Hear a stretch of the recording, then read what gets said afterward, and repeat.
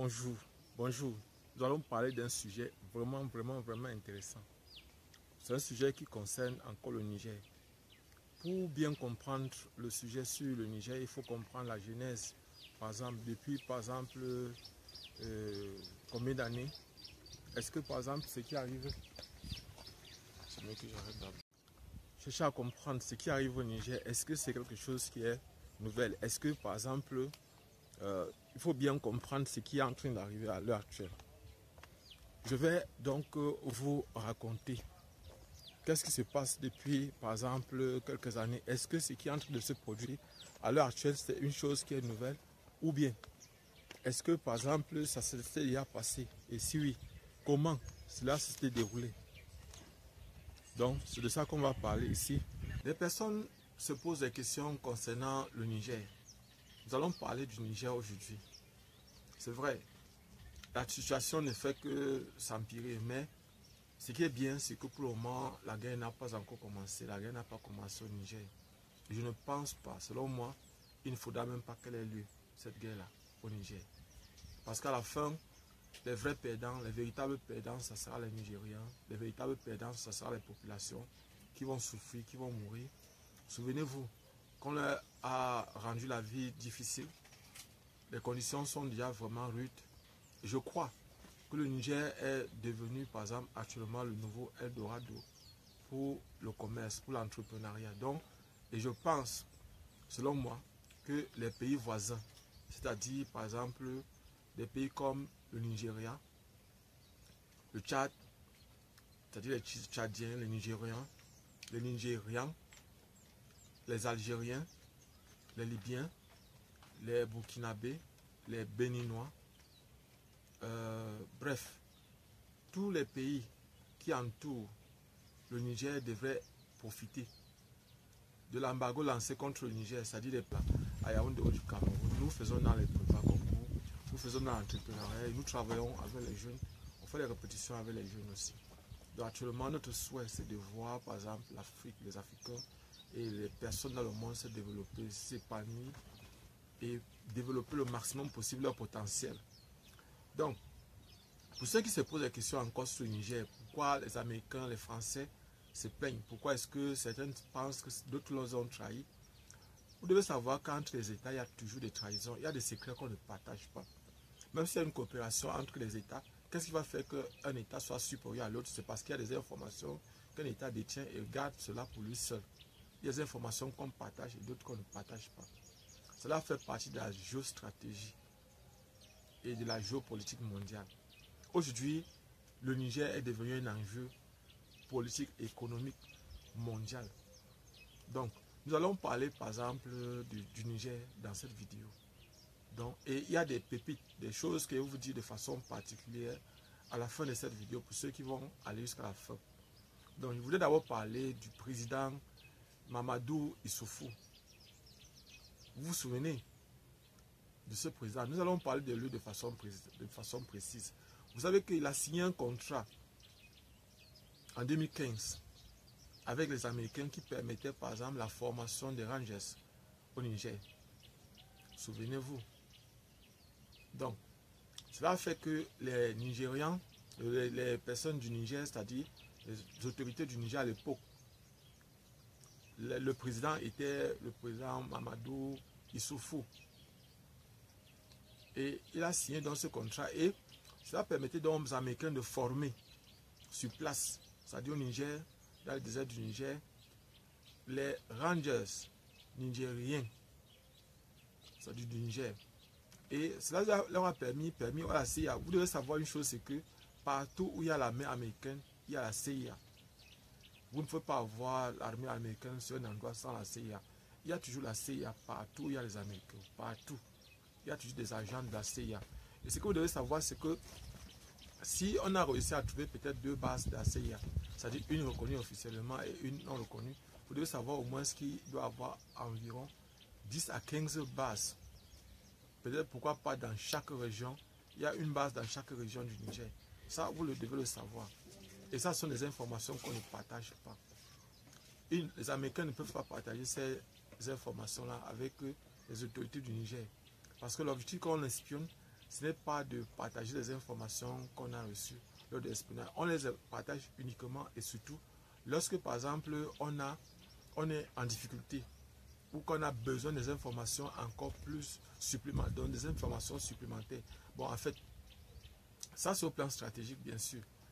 Donc, je voulais simplement attirer l'attention des personnes que la CIA ne peut pas se trouver sur un endroit sans... l'armée américaine ne peut pas se trouver... Partout où il y a les Américains, il y a la CIA. Parce que n'importe quel Américain peut devenir un agent de la CIA. N'importe lequel, je précise bien. Et vous devez savoir aussi une chose, c'est que pour bien comprendre la genèse des problèmes d'aujourd'hui, ce n'est pas la première fois qu'il y a le coup d'État au Niger. Il y a eu un coup d'État au Niger, je crois, c'était... Et la personne qui avait fait, souvenez-vous, c'était un général qui avait fait, souvenez-vous du général Salou Djibo. C'est un général qui est né le 15 avril 1965 à Namaro, dans la région de Tillabéri.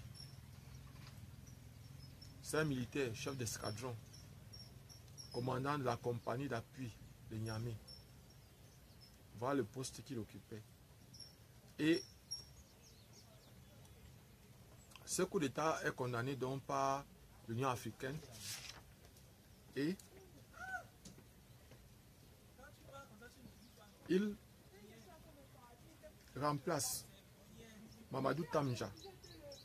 Mamadou Tamja qui était né en 1938 à Maïné, au sud du Niger, Saroua, est mort en 2020.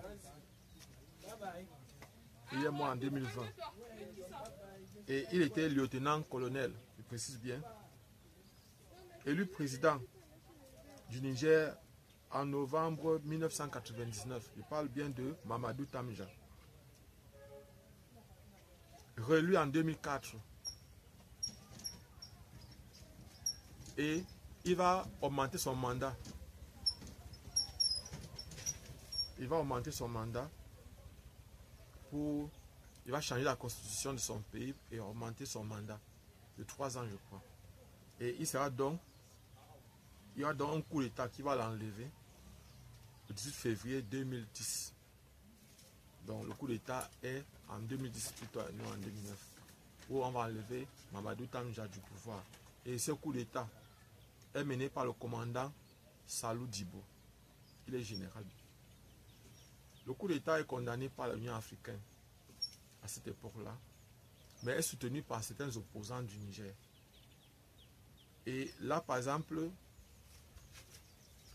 ils vont créer ce qu'on appelle, dans le Niger dirigé par Salou Djibo, en tant que président du Conseil suprême pour la restauration de la démocratie, va organiser une élection en 2011 qui sera donc remportée par Mamadou Issoufa.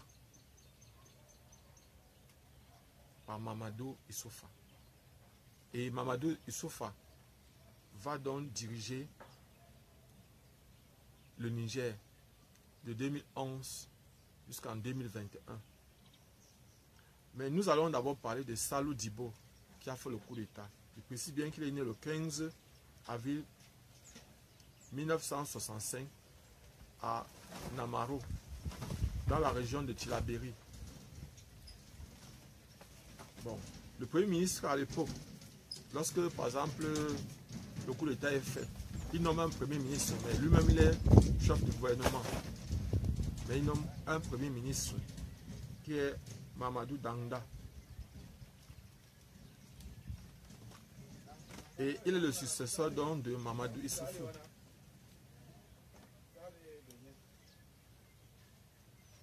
Et je voudrais préciser aussi que qui est Mamadou Issoufou? Mamadou Issoufou est né le 1er janvier 1952 à Dandadji plutôt. Il est président du Niger de 2011 au 20, donc de 7 avril 2011 au 21 avril 2021. Et il sera donc remplacé par Bazoum. par le président Bazoum, qui va gagner les élections en 2021. Et le président Bazoum qui est renversé par le président Tiani, le général Tiani, le 26 juillet 2023. Donc, voilà donc, par exemple, en ce qui concerne... et qui est donc Mamadou Issoufou, j'ai bien précisé, le président du Niger de 2011 à 2021. Le président de l'Assemblée nationale, il était, donc en fait, en ce qui concerne sa vie, il était ministre, premier ministre de 1993 à 1994, président de l'Assemblée nationale du Niger de 1995 à 1996. Il était député de l'Assemblée nationale de 1999 en 2009. Avant d'être élu, avant lui, c'était Mamadou Tamija. Donc, Mamadou Tamija, qui est né en 1938 à Maïné, au sud du Niger. Saro est mort en novembre 2020. Il était lieutenant-colonel et le président du Niger. Donc voilà par exemple, en fait, en ce qui concerne l'actualité au Niger. Donc vous devez savoir une chose, c'est que il y a une chose, le paradoxe du riche pauvre.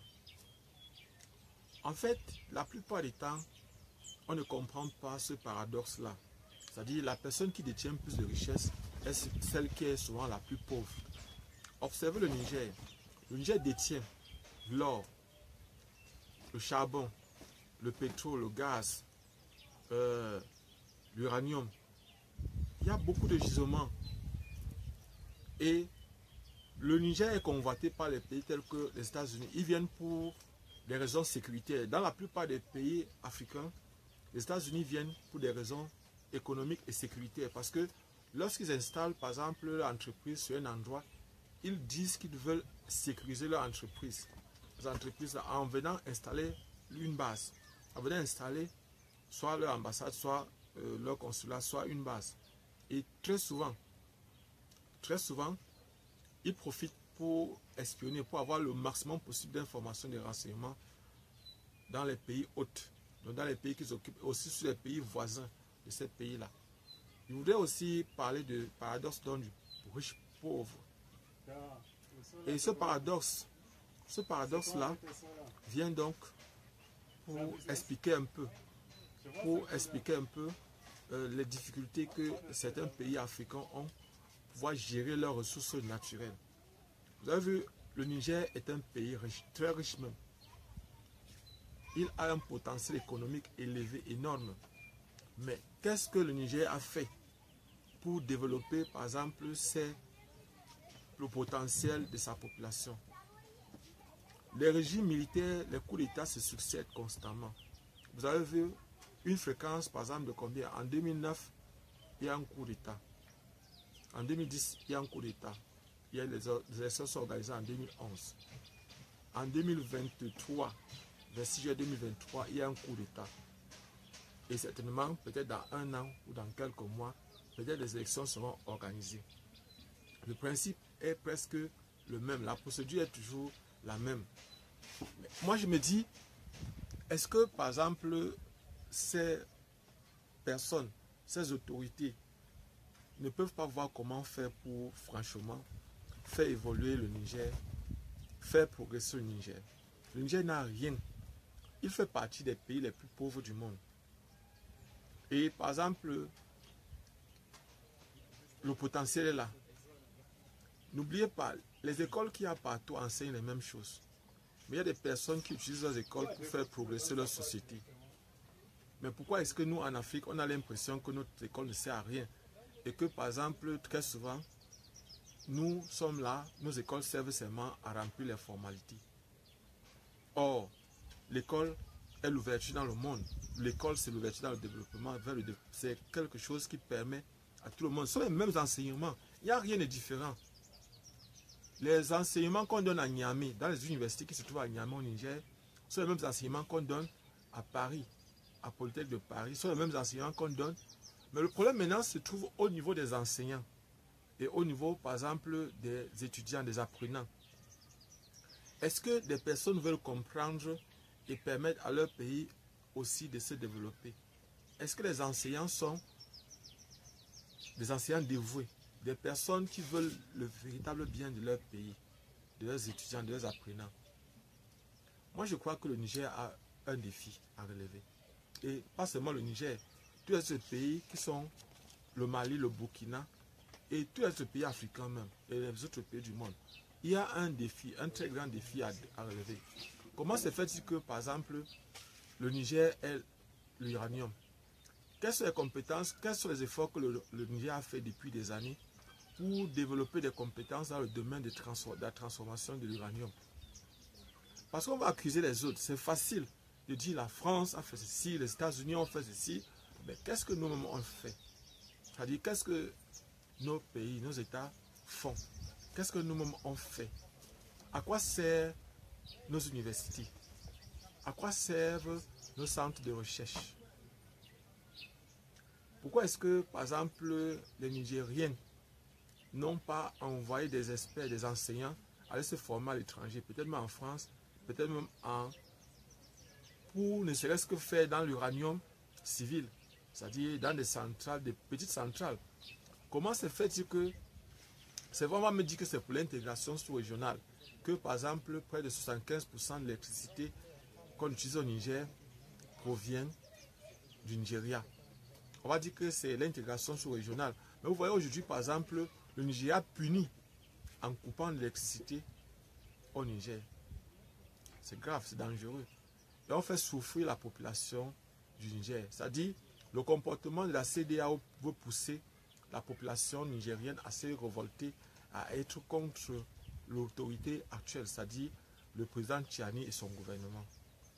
Mais moi, je pense que l'idée ou l'idéal serait de chercher à voir comment on peut, par exemple, comment ils peuvent faire pour peut-être remettre le pouvoir au civil, comme ils l'ont toujours fait.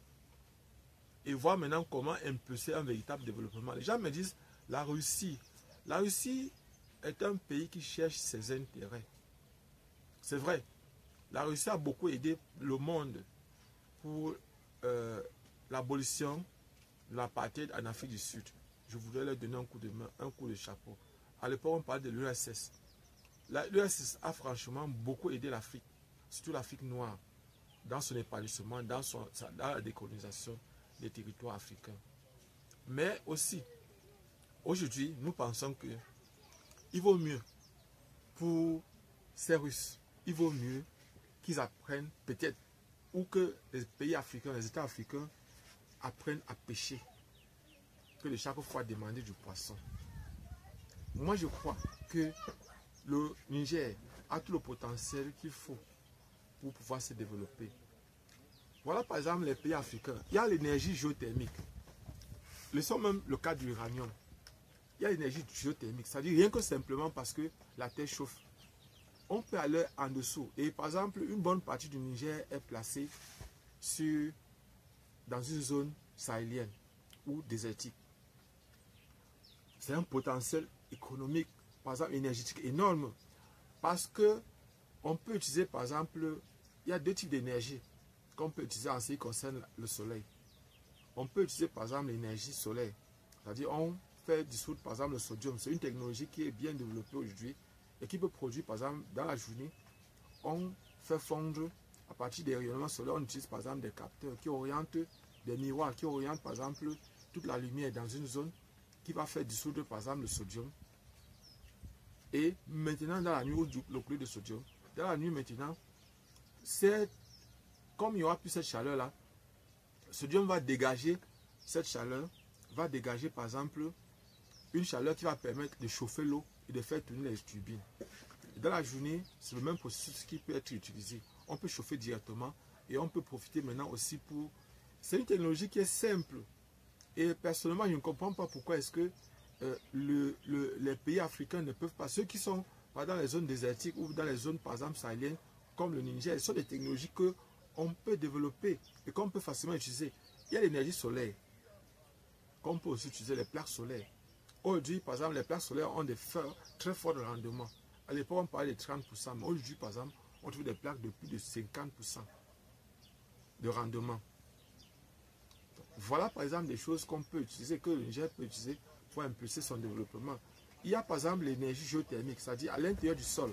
Le fait simple, le fait que le sol chauffe à l'intérieur peut être utilisé. On peut creuser des forages, on peut forer. Parfois jusqu'à, peut-être ça peut être jusqu'à 300 mètres dans le sol, ou 1 km, 2 km. On peut aller à l'intérieur du sol. Et maintenant, après ça, on peut créer par exemple une petite centrale géothermique. C'est-à-dire faire en sorte que l'eau, on envoie l'eau qui chauffe, l'eau va chauffer, on envoie l'eau à l'intérieur du sol, l'eau va chauffer et puis on va utiliser la vapeur de l'eau pour faire tourner les turbines. Ce sont des systèmes simples à faire. Cette technologie est détenue par les îles Guanaises. C'est-à-dire en Guyane, par exemple, c'est la France, une bonne partie de la France d'outre-mer ou des territoires français qui se trouvent au niveau de l'Amérique peuvent nous aider à développer, pour vous aider à développer cette technologie-là. Pourquoi est-ce que chaque fois on doit chercher peut-être à avoir des projets qui demandent beaucoup de moyens, alors qu'on peut faire grand avec peu de moyens? Donc personnellement, c'est ma suggestion. C'est une suggestion que je donne par exemple pour le Niger, pour pouvoir se développer. Et je crois que la guerre ne sert à rien. On ne gagne rien. On sait quand elle commence, mais on ne sait pas quand elle s'arrête. Donc s'il y a moyen de négocier, pour moi personnellement, la négociation serait l'idéal. Donc, en fait, je souhaite, mon plus grand souhait, c'est que le Niger retrouve la paix, que le Niger retrouve la stabilité et que, par exemple, les populations nigériennes se développent leur pays. Et parce que d'abord, le développement économique passe d'abord par la production agricole. S'il n'y a pas de production agricole, il n'y a pas de développement économique. Ça d'abord parce qu'on ne peut pas travailler quand on a faim. Il faut d'abord satisfaire le ventre. Déjà, quand on a faim, on ne peut pas travailler. Donc la première proposition, c'est d'abord de résoudre ce problème-là. Et ce n'est pas difficile. Même le désert, au désert là, il y a le fleuve Niger. C'est-à-dire on ne peut pas pleurer qu'on a un manque d'eau. Et on peut creuser le forage. Regardez par exemple Israël. Israël produit des pommes de terre qui sont vendues en France. Ces pommes de terre sont produites au désert. Pourquoi est-ce que nous ne pouvons pas, pourquoi est-ce que certains pays africains ne peuvent pas chercher à développer eux aussi cette technologie-là qui les permet? Nous avons tous les mêmes enseignants. On a les enseignants, on a les experts, on a les centres de recherche. À quoi ça sert tout ça? Pourquoi est-ce que nous, on passe le temps à chercher à remplir simplement les formalités? Voilà ce que j'avais à partager avec vous. Et je crois que pour ceux qui reprochent par exemple aux bases américaines d'être au Niger, vous ne pouvez pas les reprocher. En fait, chaque pays cherche ses intérêts. Et selon moi, vous devez chercher par exemple à vous-même à développer vos compétences. Si vous n'avez pas, si par exemple vous ne pouvez pas, essayez de voir comment envoyer les étudiants aller se former à l'étranger et revenir par exemple, proposer leur des salaires attrayants pour qu'ils puissent rester. Parce que je ne veux pas vous cacher, il est difficile pour les Africains qui partent à l'étranger de revenir. Pourquoi? Parce que les salaires au niveau local sont souvent exagérément faibles. Donc pour ceux qui ne me connaissent pas, je suis Job Camden. Merci parce que nous sommes déjà presque 3000 abonnés sur notre chaîne. Nous sommes 2970 abonnés. Je vous dis merci. Partagez au maximum possible cette vidéo et on se voit prochainement. Ciao.